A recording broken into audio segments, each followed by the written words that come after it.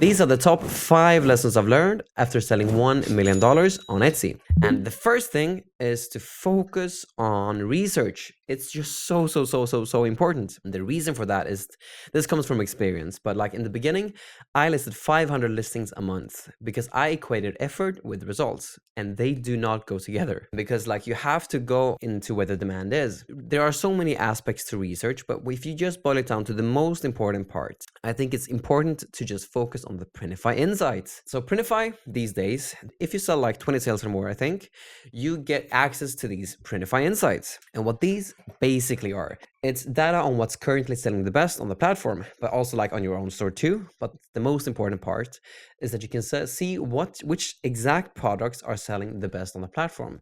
On top of that, you can also see which type of, like for the Gillen 18000, for instance, like the sweatshirt, you can also see the top 10 colors. With this data, you don't even have to think about like which colors to use in your listings. You can use these colors, and you should sell apparel since that's consistently the top selling products to sell in print on demand. And Printify Insights just always confirms this. But that leads into the second lesson, and that is pain plus reflection equals progress. Because as I mentioned, I listed 500 listings a month when I started because I thought that if I just list a lot of listings, that will equate to a lot of results. And that did not happen at all. What I basically did, if we use this equation, is that I just focused on the pain because I thought that pain equals progress, but that's not the case. I missed the crucial element of reflection. So when I say reflection, what I mean is that you have to reflect on the progress and to see how it goes. And that leads into lesson number 3, which goes heavily into this part, and that's that education is invaluable. I would not be here today if I did not receive help by people that were experts in the field when I was starting out, when I knew nothing. And in my case, I joined a mentorship that Cassie had a long while back in 2022, and that helped me immensely to just gain knowledge and to gain feedback on the things that I did, to see where I was going right and where I was going wrong. And that is like the reflection part that I was talking about earlier in lesson number 2, because the easiest way to reflect on something, because I got a comment about this too on my YouTube channel, so hopefully this will answer it for you, but the easiest way to reflect on something is to have an expert look at the thing that you're doing to see what you're doing right, what you're doing wrong.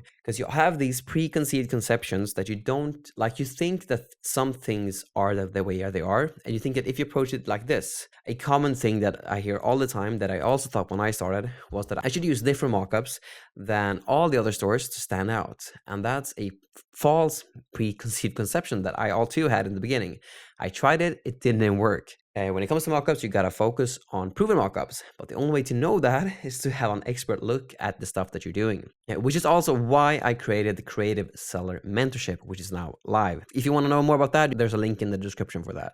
But the key part about this, the whole education stuff, is that you can grow exponentially at the pace of the whole group if it's in a form of a mentorship. That's how it was for me. Like, you have peers that are all paying to be in a group to learn about the thing that you're doing, which is print on demand and Etsy, and we're all dedicated to like do this. We're all at this basically every single day. And with these groups, I always found that you can basically, like when someone has a problem that they encounter, you learn how they actually get to solve it. And when you encounter that same problem, or if you do, you know how to actually fix the issue once it comes your way. A big thing about that, for instance, is like, let's say that you get a copyright infringement because someone thinks that they have actually that you've stolen their design, even though you might have not. If, like, for instance, I wouldn't have been in a group like this and heard about a copyright infringement, I have never gotten a copyright infringement on my Etsy store, but I learned how this other person dealt with it, because with copyright infringements compared to trademark infringements on Etsy, you can actually counter it. You can basically say that, no, this is not a copyright infringement, and then the person that filed the claim needs to provide documents of like the actual copyright that they have of the design. And usually with like most print on demand sellers, you don't have that documentation, and then the file is dropped. The key thing to know here that is really easy to miss is that you can actually fight copyright infringement cases compared to trademark infringement cases. And I would not specifically have known this if I were not in a mentorship myself when I started out. And there are a ton of examples like this that has helped me immensely during my journey, which is why I think education is invaluable to get to where I am, which is why I always, one of the first steps that I do if I go into a new business is that I find an expert in the field and I pay them for what they know, so I can fast track my whole progress. Because if I don't do that, I then basically pay that ignorance with my time. I basically have to make up for not paying for someone to teach me to get the feedback with my time. So you have to think of it like that. So either you pay with a lot of your time and you get the knowledge that way, or you pay with your money to fast track it, so you pay less time to get to where you want to go. But a key part to this whole thing too is that it's so important to not attach ourselves to the designs that we actually make in our store. Because when it comes to this, as I said in the very beginning of the video, everything has to be based on research. And when we focus on commerce, not like we're not doing this as a creative outlet, we have to be where the demand is. This also goes into the design itself. So the whole thinking with when we do our designs on Etsy, we just see which type of designs work here, which type of designs work here. And then we can kind of like get a sense of like the market. We make a list of it, like the type of best-selling elements in these different listings that are all bestsellers. And then based on this list, we combine them in new ways to add value to the platform. So for example, let's say that this listing here has a retro vibe. This listing here has like a cursive vibe. This listing here has a college vibe to it, that kind of like collegiate font vibe. So what if we combine all of these together? There's a retro outline, like for instance, like the sunset, retro sunset. And then for instance, we have the a college font and a cursive font all together. That way, instead of having them split, like it was in the listings that I mentioned as examples, you then have one design combining all of these elements into something new to add value to the platform. But we don't take these elements randomly, we base it on top of the research that we've made. And a key part to this whole thing is that once we've actually made it, even though we might not like it ourselves, we are not the buyers of our products. We just make it, put it out. We make it and put it out. Because again, like a big part about this whole thing is that like most designs that like, for instance, I've made that's garnered me a lot of sales, I've made them in like 5 minutes. Whereas the ones that I've liked myself, that took the longest to make, that I personally think are great, they almost never sell. So it's so important to not attach ourselves to our designs, and we just have to make something, put it out, base everything out of data, like take the collegiate font, take the cursive font, take the retro layout, combine them, put it out. Even though you might think it looks like a turd, someone else might not, because we are not the judges of our designs. We provide the value and then we let the market decide. That's how it should be. Because if we attach ourselves to our designs and we judge it ourselves, we won't have the outlook is incorrect. Because again, we are not the one purchasing our designs.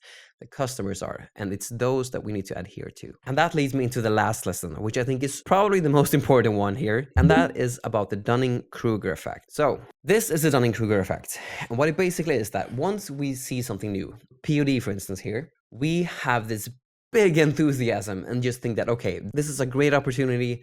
Like you can work anywhere you want to, from anywhere you want. You can just make the designs yourself. There's low barrier of entry.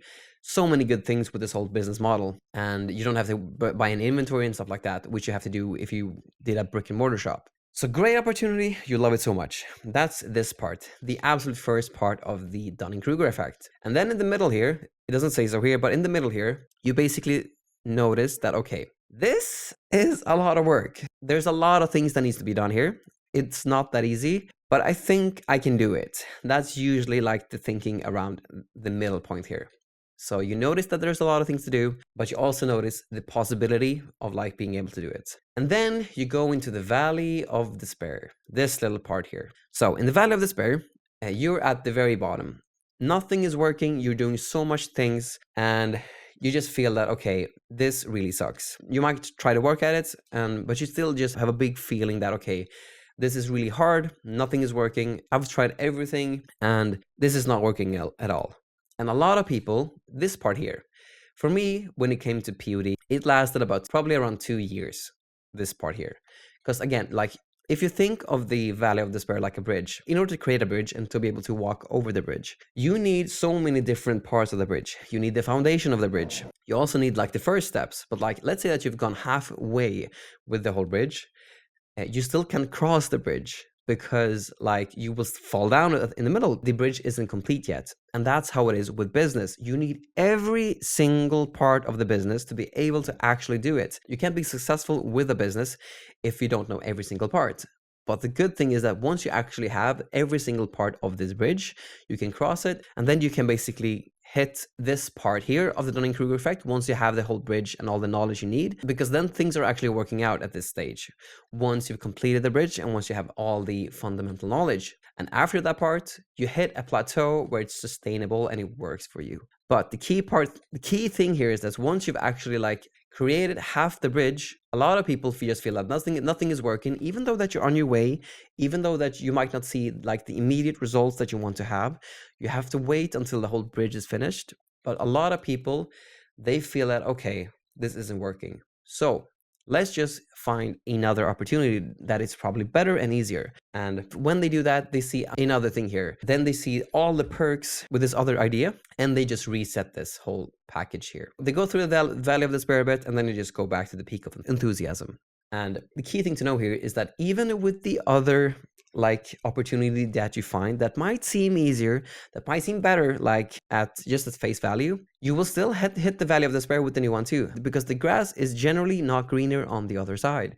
So when it comes to business, you have to go through the valley of despair to actually make it work with whichever opportunity that you choose. And if you like choose a new opportunity and you follow the shiny object syndrome, that means that you just reset this and you will hit the valley of despair, and then you will reset this again and so forth. And you can never create a sustainable business. Like if you just fundamentally know that this is the process, like nothing is working and you're in the valley of despair, you just have to get more knowledge, you have to put more reps in. So again, you have to just follow the outline that I said in the beginning, which is that pain plus reflection equals progress.